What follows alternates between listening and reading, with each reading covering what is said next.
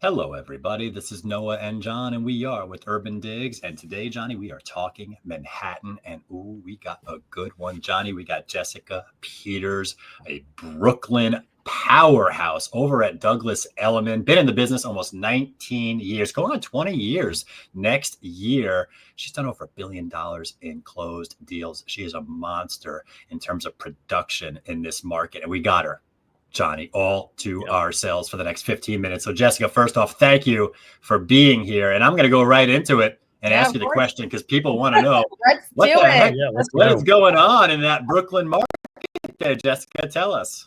Well, Brooklyn's very interesting. I don't really focus too much on Manhattan, so I'll just strictly stick to Brooklyn today. My husband actually focuses on Manhattan, Carl Eckroth. So Brooklyn's really interesting.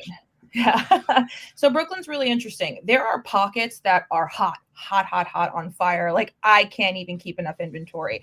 I have a project in Fort Greene where we have 8 of the 12 units sold within 60 days, which is kind of unheard of in this market because things were a little bit slower than we'd like them to be, especially with interest rates.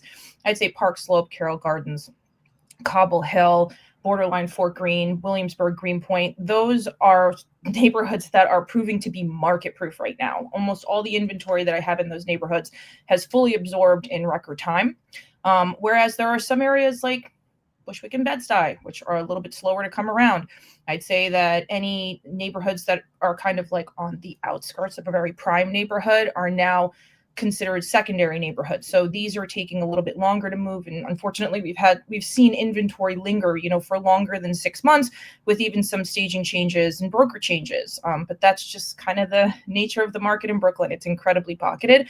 But the beautiful thing is that I'm seeing less like specific affinity towards neighborhood, and buyers are more willing to move around instead of being like, well, I only want to live in Greenpoint or I only want to live in Park Slope. Interesting. Jessica, can I just ask you a quick follow-up on this? When I think about Brooklyn, I think about the townhouse market, co-op market, condo market. I mean, there's a lot. The townhouse market is such a bigger presence in Brooklyn than it is in Manhattan in terms of like overall. Could you just give me a brief, is the co-op market, condo market, townhouse market, are they no problem. Kind of like erratic or what's going on? Thanks. So co-ops, there's not very many of them in Brooklyn. And if they are, they generally tend to be in either like smaller brownstone buildings, or they're like the big co-ops, like the Clinton Hill co-ops that have been around forever. And like co-ops, people like them because they're affordable. They're pretty lax in Brooklyn, but you don't really see too much appreciation. So it's really kind of like the bang for your buck that you're getting there. Townhouse market, depending on where you are, like Cobble Hill, Carroll Gardens, Brooklyn Heights, like those townhouses, even the ones that are north of 10 million are selling in record time. Like there was a property in Brooklyn Heights that just sold for 22 million to record pace off market. So, that's a whole nother animal. Whereas you're maybe talking about like a Bushwick or Bed-Stuy townhouse that's asking anywhere between 2 and 3.5 million, where that market is very oversaturated. And at any given time, you'd have anywhere between 35 and 55 townhouses on the market, which I'd say is pretty uncommon for any other area anywhere in Manhattan or Brooklyn. Wow. Yeah, totally. I mean, so yeah, the Manhattan townhouse market is a drop in the bucket compared to the Brooklyn townhouse market.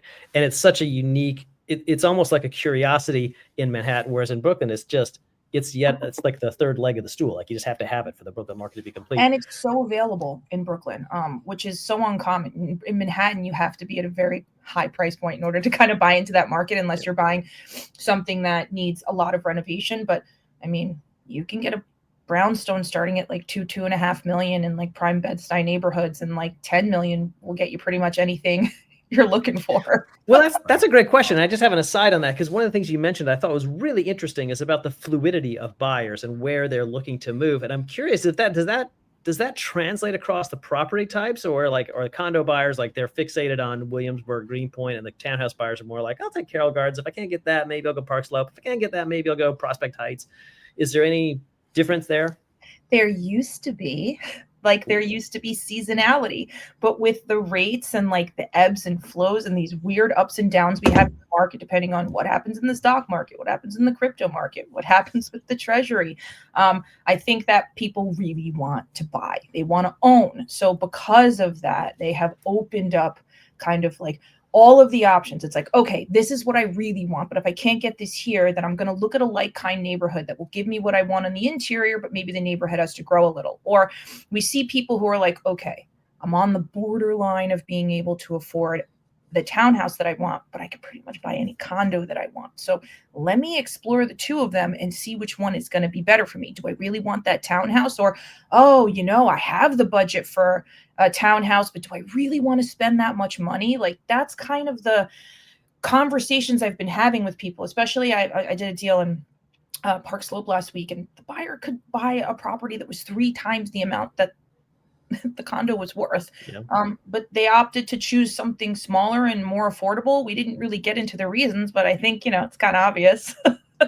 People want liquidity.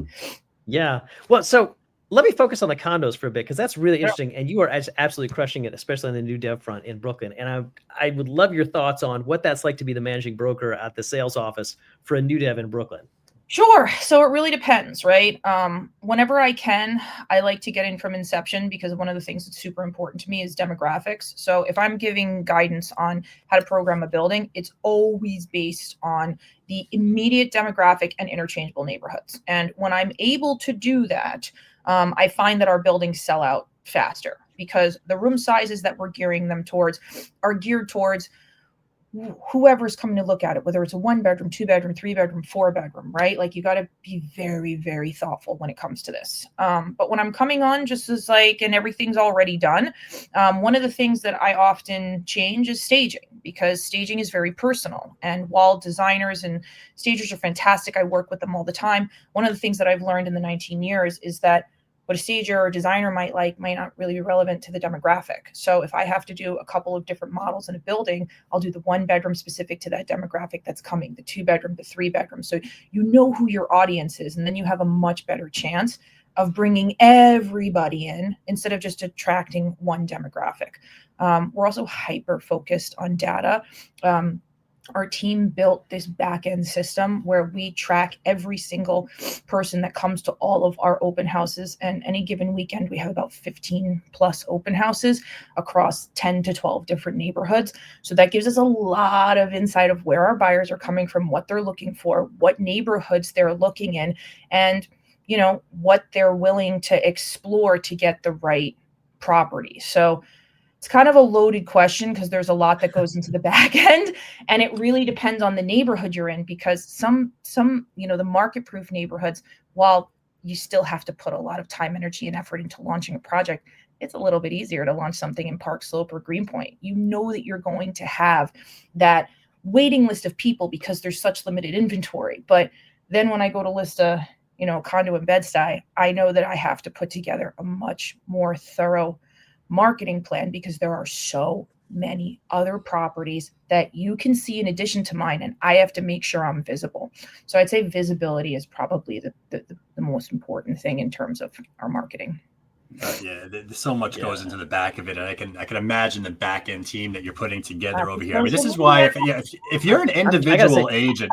Yeah, go ahead. I'm jealous. I'm just jealous of the data on the back end. I would love to see it. I mean, obviously it's proprietary, and I get it, but it's like you might be able to. I think you guys need to get on. We are. We just want to make sure we've got 6 months to a year of 10 to 12 different neighborhoods across all different price points. So then we can come out and say, hey, people, if you want access to this data, you will be able to if you subscribe to our channel. So this is something that we're trying to create for the community. It's not something that I'm trying to hold, all to myself, because the more brokers know about what's going on, the more educated they are, the better pricing will be across the board, and maybe programming as well.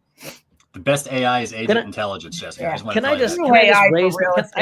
Sorry, I just want to raise my hand and say, Jessica, you get it. I love it. Because I think you're absolutely perfect, and this is exactly the main point, which is you're right. The more brokers communicate, the more they talk, the more we all get it, and the more that we can work together, the faster things trade, because the price gets right. I mean, it's just that simple. So helping everybody else, because guess what? I'm going to have to price something that someone else sold, and the more we communicate with each other, the easier it's going to be to get it right.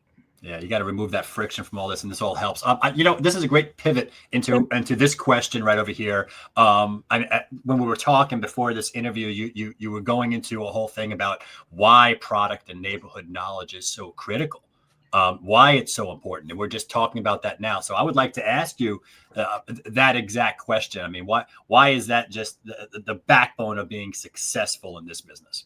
Sure. And one of the ways that got me so hyper focused on the data is I had to clean up a lot of messes. And one of the things that we've coined our team is the cleanup crew. So we often come in, to a building and we sell it out. Whether we come in, only 25% sold, 6% sold, 40, 50% sold, it doesn't matter. We're usually there until the end. So one of the things that we'll do is we'll look at how the building is set up. And one of the things that I find is that sometimes people will stage a large 2 and 3 bedroom apartment with either too much furniture so that this beautiful apartment looks clunky, or they use really inexpensive, like crap furniture. So you don't feel the luxuriousness of like all the finishes and the beautiful thoughtfulness that the developer put into the project. And it's stuff that's just as simple as changing a paint color, decluttering an apartment, and making sure that you have marketing material that isn't just fluff, right? You need to get to the point. You need to highlight all of the features. It needs to be attractive. It needs to be on social media. You need to make sure you know how to use all the different platforms. And your CRM, like one of the things that I think is funny is that most of our companies have all these fabulous CRMs and half the brokers don't use them.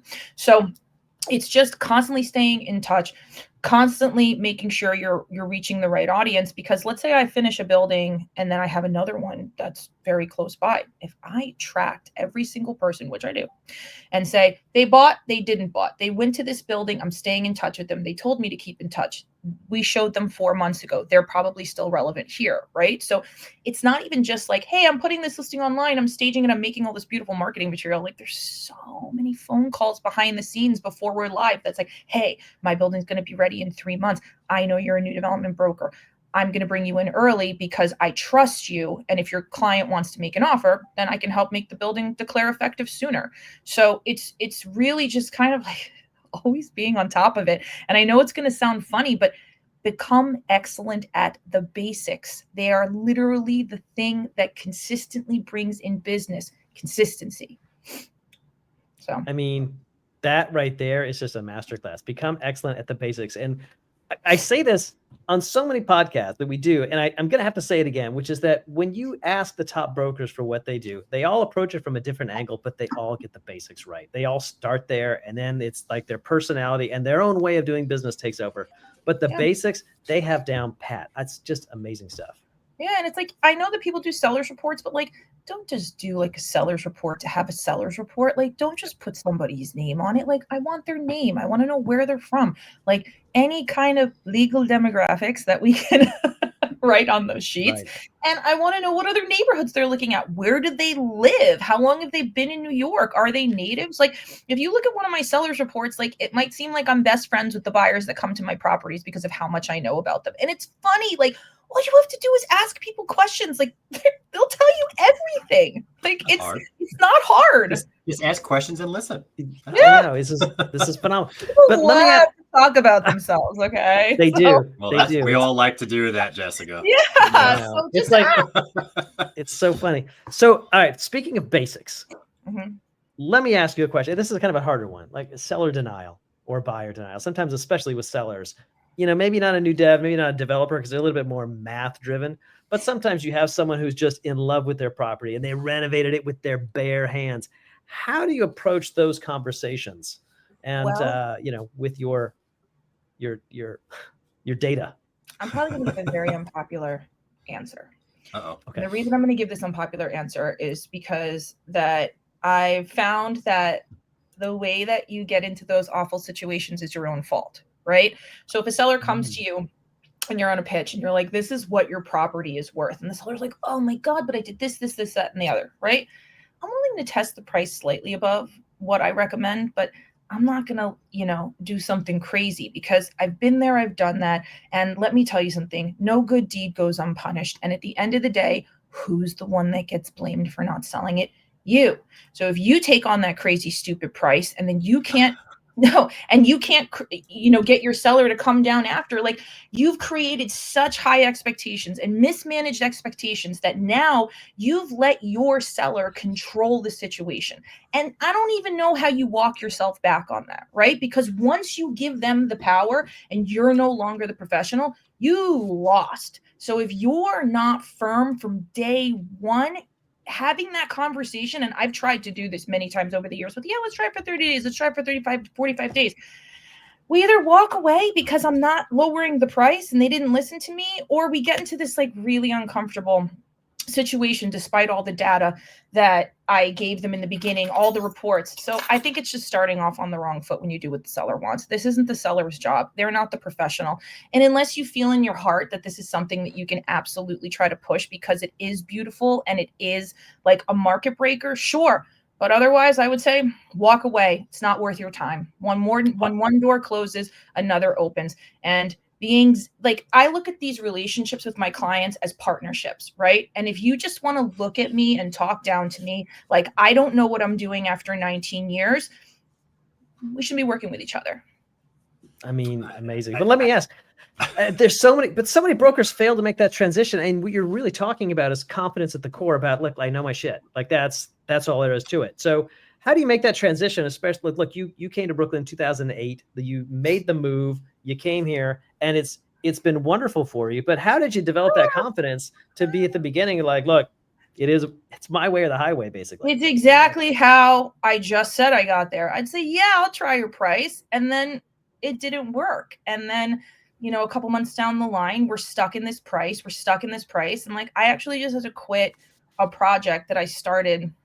Oh God, I don't even want to admit this, 3 years ago, because there were 2 lingering apartments and the sponsor kept taking them on, putting them off and taking them on. And then when we would get offers, it was the most unrealistic negotiations ever. And I was like, you know what, guys? I was like, respectfully, I'm out. You're not serious because you're not making serious counters. I was like, if you decide you want to be serious about the market and sell your property, you let me know. And I'll tell you, even when I do that from day one now, I've had people come back to me at least like 50% of the time. So that's another thing. If somebody lets you go, like keep the lines open. You never know who you're going to work with again. Like everyone thinks like, oh, we shut the door, we're not going to work together. Like be freaking nice, be graceful, because let me tell you something, when that seller is wrong, they're going to come back and be like, I'm sorry, I would like to work with you again. I hope there's no hard feelings. And if you didn't have a sharp tongue, it's really easy to pick up the pieces. And then they know, okay, she was right. I'm going to listen to her moving forward. And do you know how much better it feels to say no and have them come back to you? And now you're starting the relationship with like, okay, I'm going to listen to you. So I think it just starts everything in a much better fashion than when you're listening to someone who doesn't do this for a living. So I listen to too many people, especially developers, and that just was not good for my mental. So now if it doesn't serve me, I let it go. But that doesn't mean that like I'm not in the trenches. Like I will do anything for my clients who respect me. But the second that you show me that, maybe not so much, then bye. I love it. And you've been through it, so you know what it's like. So the decision's real easy. The confidence is high in it. You're not. It's not affecting you. No sweat.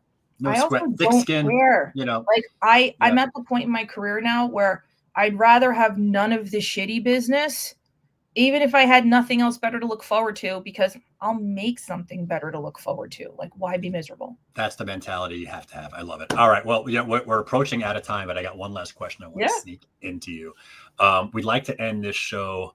If you went back in time, 19 years and met your 2006 self for the first time, that's just getting into this business, what would you tell yourself to give you a little advantage? Buy more real estate. Okay. Those low rates were insane, and I don't know when we're ever going to see it. Okay. So like back in the day, like early 2008, 2009, 2010, 12, real estate, when you could buy like a studio for $400,000 at the edge and a 2-bedroom for like $800,000. Those apartments go for like 4 times their worth now. I'm really glad that Brooklyn turned into that, but it happened so quickly and with so little money. You could be a multimillionaire. Okay, so just keep buying. Yeah, just keep buying. And really, prices always go up. Like honestly, like everybody's like always waiting for the market to drop. And I think what I've finally come to the realization too, I think it was like 2 years ago, is that it doesn't happen. Even if it's like a little blip like COVID, like everything constantly rises. And if you hold on to a property for 3 to 5 years, then you're more than likely in the green. But outside of that, what I could tell myself is, I think more importantly, comes back to the confidence thing. Even if you don't believe in yourself, even if you don't think you're the best, like honestly, fake it till you make it. Because the more confident you are, the more okay you are with saying no, the more people respect you. And I've actually had a lot of people tell me, well, I'm sorry, we can't work with you if you don't do that. And I said, okay, bye. And guess what? We're working together. So don't be afraid to know your worth. And maybe you don't think that you're fully worth it yet, but pretending that you feel that way will eventually make you feel that way. And positive self-talk has been like an incredible, helpful thing to me. Just like really silly. If I'm feeling like down, I'll be in the car and I'm like, you are beautiful. You are amazing. You're a bad bitch. You've sold almost $2 billion worth of real estate. And you say a couple things like that to yourself and you feel great.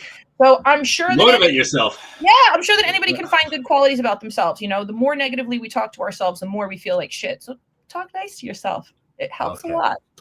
Yeah, I like how you echo the two B's and bad bitch with the 2 billion sold real estate. That's just perfect. And the crazy stupid prices. We had a good moments in this episode. I think this was a good one. I love it. This is great, Jessica. Thank you for sharing your mindset on this business and how you achieved such success and what you're seeing in the field. That market update in Brooklyn was fantastic in the beginning. Thank you so much. That is John Walkup. I am Noah Rosenblatt. That is Jessica Peters over at Elliman. Give her a quick hello. Say thank you for doing this. And you never know when you're going to do a deal with her. It's always good to have relationships. So thank you. This has been Talking Manhattan, and we'll catch you next time. Cool. Good job.